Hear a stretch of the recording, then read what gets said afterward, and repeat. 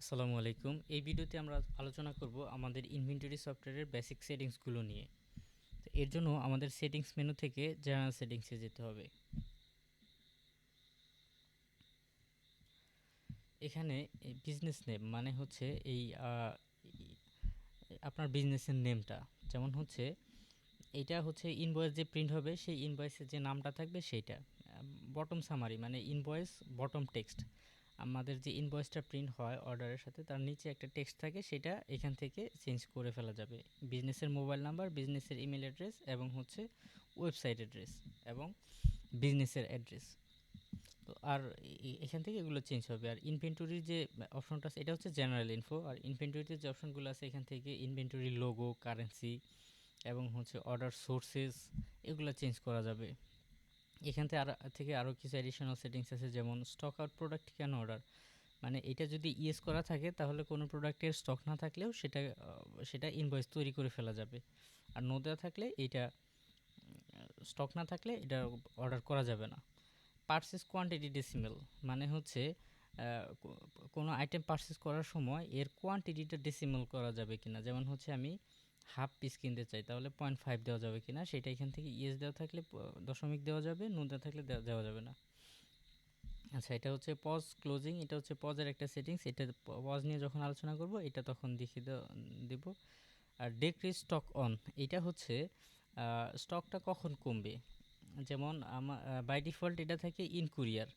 In courier হচ্ছে কি যখন হচ্ছে আইটেমটা কুরিয়ারে পাঠানো হবে তখন স্টক কমে যাবে।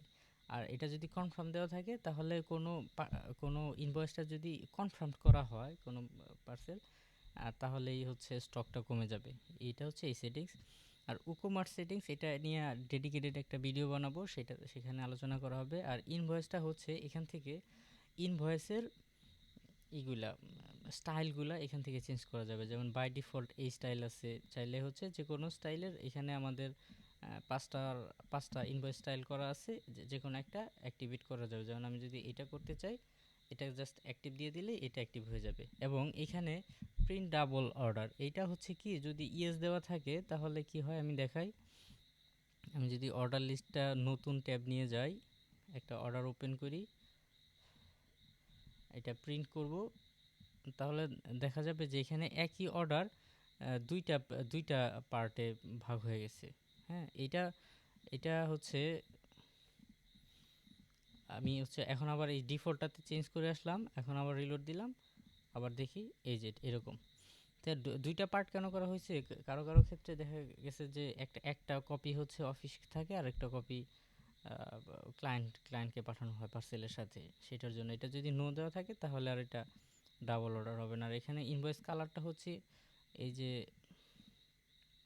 এই কালারগুলো, যেমন আমি যদি ইনভয়েসের কালারটা চেঞ্জ করে রেড করে দেই এবং এটা নো দিয়ে দিই, তাহলে এখন একটা প্রিন্ট হবে ইনভয়েস এবং কালারটা রেড টাইপের থাকবে। এই যে কালারগুলো চেঞ্জ হয়ে গেছে। এবং এখানে জেনারেল সেটিংস ছাড়াও আরও কুরিয়ার সেটিংস আছে। কুরিয়ার সেটিংস নিয়ে ডেডিকেটেড একটা আলোচনা করা হবে, সেখানে বিস্তারিত বলা হবে। এসএমএস সেটিংসটা হচ্ছে এখানে যদি এসএমএসটা এনাবল করা থাকে এবং হচ্ছে কোন প্ল্যাটফর্মে আপনি এসএমএসটা কোন গেটওয়ে দিয়ে পাঠাতে চান, কোন সার্ভিস থেকে নিয়ে, সেইখান থেকে আপনি এসএমএস ক্রেডেনশিয়ালটা বসালে ওই ওই এপিআই থ্রুতে আপনার হচ্ছে এসএমএসগুলো চলে যাবে। যেমন এখানে যে এসএমএসের টেমপ্লেটগুলো আছে, অর্ডার একটা এখান থেকে যে অর্ডারটা ক্রিয়েট হয় সেখানে অর্ডার ক্রিয়েট হলেই এই এসএমএসটা চলে যাবে যদি এটা এনেবল করা থাকে। এরকম একইভাবে ইমেল সিস্টেমটাও একইভাবে কাজ করে। ঠিক আছে, ধন্যবাদ।